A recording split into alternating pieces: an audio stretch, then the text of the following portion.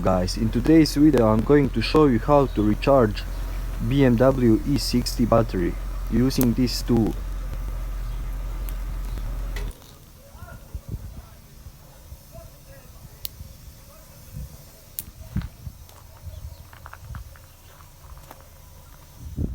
As you can tell, we won't connect this tool directly to the battery. Instead we will go under the hood. There are two positions for charging.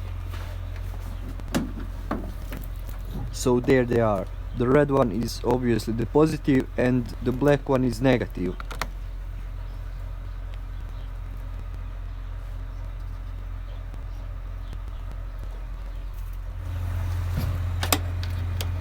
So the black one goes on the grounding, it is negative, and the red one goes to the red one. This is the positive. It takes around 2 hours for full charge.